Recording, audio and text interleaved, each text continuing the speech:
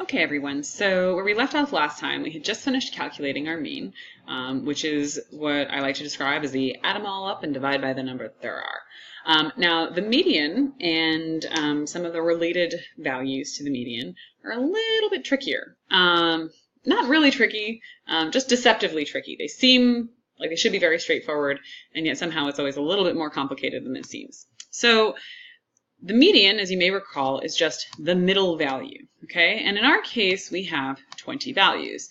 So the question is, right, you can see right there, 20 rows, one column, right? And we also get this because we have one row that is header, and then, so if we go to 21, it's going to be 21 minus 1 is the total number of data rows. Okay, so how, of course, do we deal with finding the middle of an even number of rows? Well, the way that we do this is we are going to take the total number of rows, which is 20, divide it by 2, which is 10, okay? And then we're going to, in this case, we're going to add 1 because we have one header row, right? So the 10th row is actually row 11. The 10th row of data is actually row number 11. And the trick is that the median is actually between rows 11 and 12. And so the way that we're going to calculate it in this class, I'm actually going to take the average of the two middle rows and treat that as my median. Okay, now there are multiple ways to do this, but we're going to work with the average. So in my case, and the way that I like to test this is very simple. I like to just count. Okay, so I've got 9 rows above. I've got 9 rows below, which means that these are the middle 2 rows. So in calculating my median here, all I'm going to do is put in median. And now the important thing to remember here is that although the median rows, for my calculation purposes, are the 10th and 11th rows, which for me are rows 11 and 12, right? Again, because I have that offset from the header row, the actual median value is the average of the values that appear in those rows, right? So my median isn't 11 or 12 or even 10 and 11, right? It is going to be the average of the values, in this case trip duration, which is the column that we're looking at, the average of the values that appear in those rows. So in order to do this, I get to use my sum formula again. So anytime I want to do a calculation or a formula, I start with equals. I'm going to do sum, open my left-hand parenthesis. I'm going to select my 2 columns, close my right-hand parenthesis, right? Because again, those parentheses are what I like to think of as like the wraparound, right? They indicate the things that are going to be ingredients into that function. So my ingredients for the sum function are just A11 and A12, and then I'm just going to divide it by 2, okay? So pretty straightforward to get to my mean and my median values. Now, that's mean and median. Those are our measures of central tendency. And you'll notice that they're actually not wildly far apart here.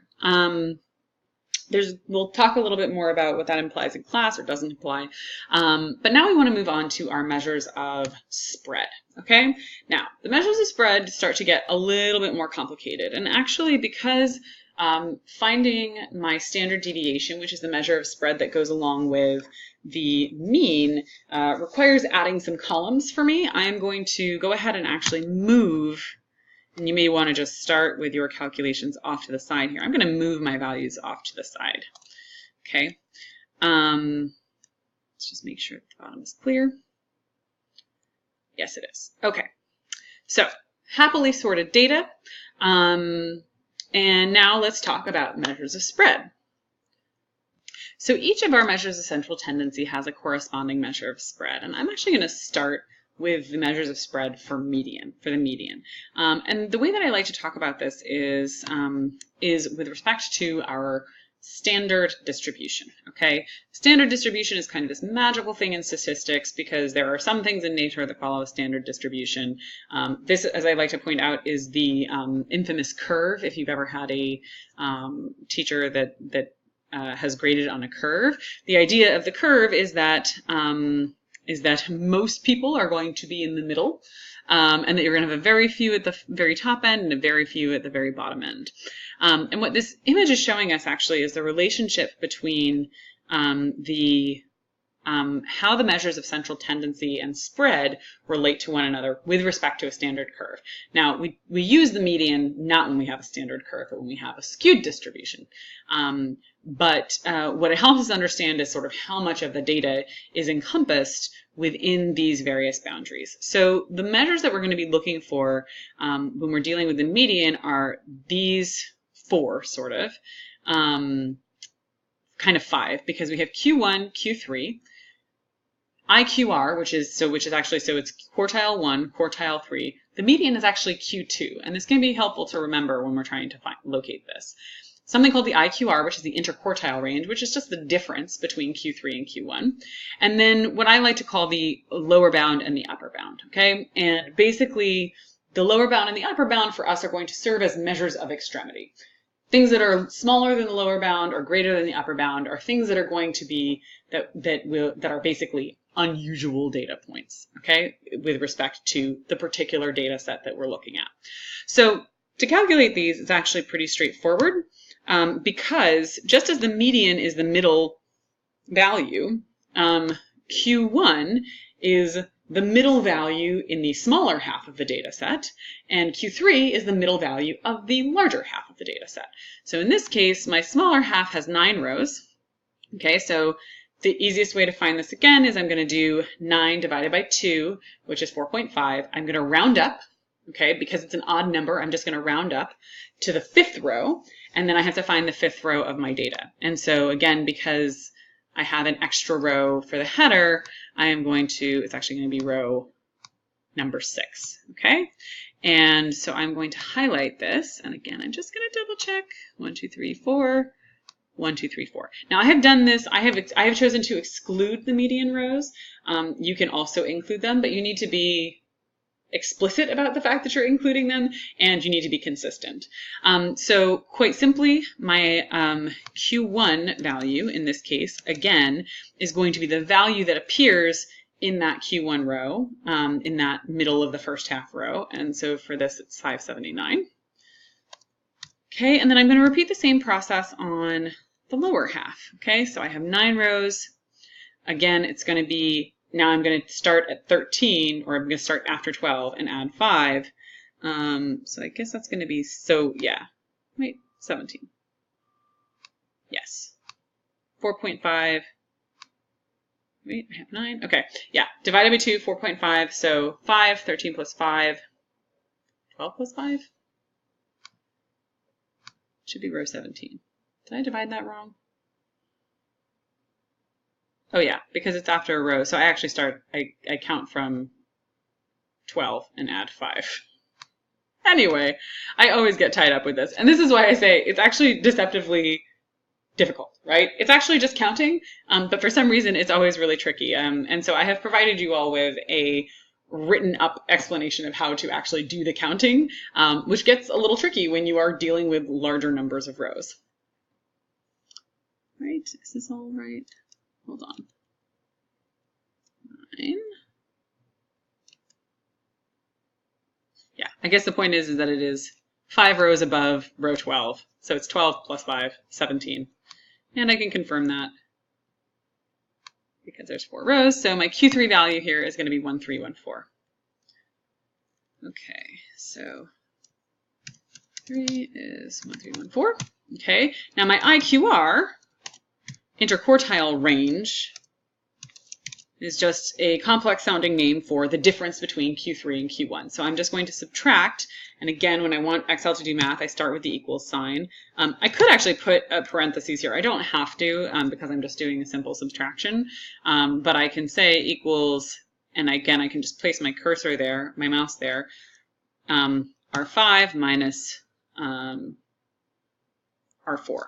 Now, an important point that I want to make here is that you'll notice that where possible, I'm doing all of these things with cell references, right? So I'm not just writing in the mean is 964.85 or 976.5, et cetera, right? I'm actually referencing particular cells. And the reason why I'm doing that is because inevitably, at some point, and certainly in the course of your work in data journalism, possibly in the course of doing these assignments themselves, you're going to forget something, right? Something's going to change, something's going to be wrong, something's going to get accidentally overwritten.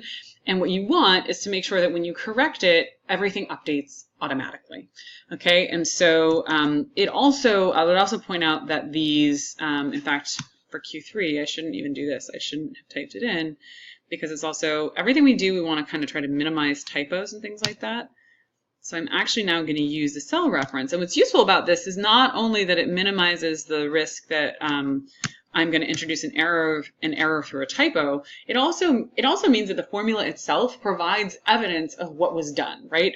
It's clear not just that I picked 579 out of thin air, but that I'm actually referring to row 6, right? Because when I put my cursor over this, I can see in the function bar that it's referencing row 6, that this one is referencing row 17, that this is referencing the difference. So this is actually a really important part, not just of making sure that your work is resilient to errors, but also it provides another type of documentation that shows where these numbers are coming from, right? So you're all going to have beautiful and detailed and readable documentation files anyway, but this will provide an extra layer of detail that will be useful. Okay. So finally, I want to calculate my lower bound, okay, and my upper bound. And this is, again, done quite simply. If we go back to our image here, you can see that it is Q3 plus 1.5 times IQR is the upper bound. The lower bound is Q1 minus 1.5 times the IQR, okay? So I can do this all directly in a single cell. So the lower bound is going to be what? It is going to, first of all, start with Q1, okay? And because the lower bound is going to be less than Q1, I am going to be subtracting, okay? And then what's the value that I'm subtracting? It's going to be 1.5 times the IQR, okay? And I get negative 523.5. And for the upper bound, I am going to start with Q3, and I'm going to add, because again, the upper bound is larger than Q3. In this case, 1.5 times the IQR. Now, this is a case where using the parentheses in my math is important. If any of you remember the order of operations, you may have studied in arithmetic or algebra. We want to make sure that we first multiply the IQR times 1.5 before we add it or subtract it from anything, and that's what those parentheses help us do.